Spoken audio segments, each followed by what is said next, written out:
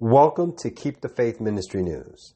One of the defining features of the early phases of the COVID pandemic, when public fear was rampant and when few wanted to take chances that supply chains would remain viable, is that for a brief period, U.S. supermarkets resembled those of the USSR, circa the late 1980s.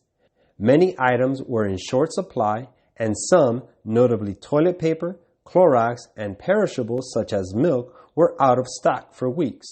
Fast forward to today, when fears about the Delta strain are being fanned by the liberal media, the U.S. may be facing a similar shortage of key products, only this time for a very different reason.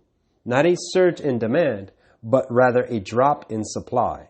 According to Bloomberg, some of the largest U.S. food distributors are reporting difficulties in fulfilling orders as a lack of workers weighs on the supply chain.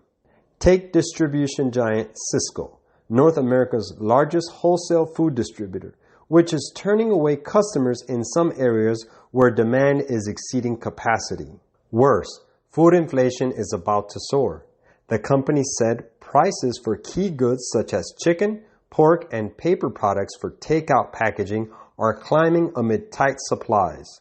In particular, production has slowed for high-demand, labor-intensive cuts like bacon, ribs, wings, and tenders, Sysco said. And if intermediate and final wholesale prices are rising, just wait until they emerge on the consumer side. The culprit for the coming price shock? Biden's catastrophic stimulus and universal basic income, which has unleashed havoc on the U.S. job market and led to historic labor shortages. Quote, "There are certain areas across the country that are more challenged by the labor shortage, and our volume of orders is regularly exceeding our capacity," Sysco Chief Executive Officer Kevin Orikin said in a letter to clients earlier this month. This has unfortunately led to service disruptions for some of our customers. Orikin's troubling observations were confirmed by an analysis from Data, which tracks retailer transactions with shoppers and manufacturers. It showed that retailers are bumping up against manufacturer capacity as they stockpile ahead of the holiday season. In July, the incidence of suppliers limiting or putting a cap on orders from customers was more than double what it was in January, its data show. Another major distributor, United Natural Foods, is having trouble getting food to stores on time. The company blamed not just labor shortages, but also delays in the procurement of some imported goods like cheese, coconut water, and spices as causing the problems.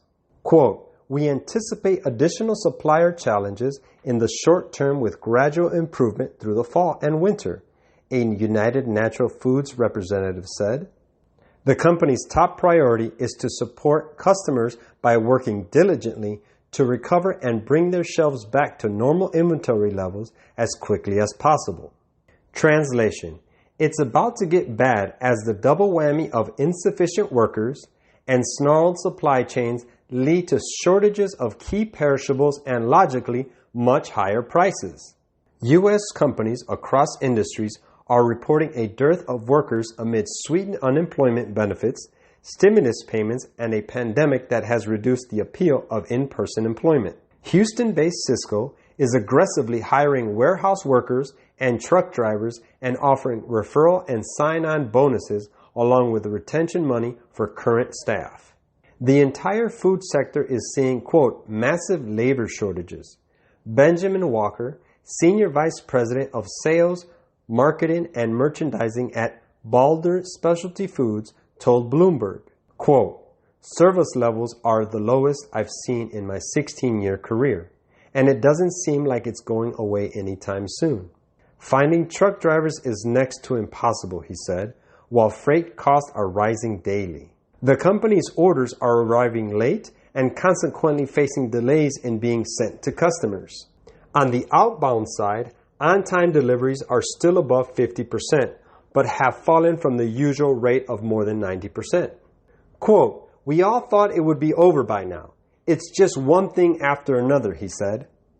This is going to be the norm for a while. Do you think famine can't come to Western countries? Think again. Quote, "For nation shall rise against nation, and kingdom against kingdom, and there shall be famines and pestilences and earthquakes in diverse places." Matthew 24:7. This is Keep the Faith Ministry News. Thank you for watching.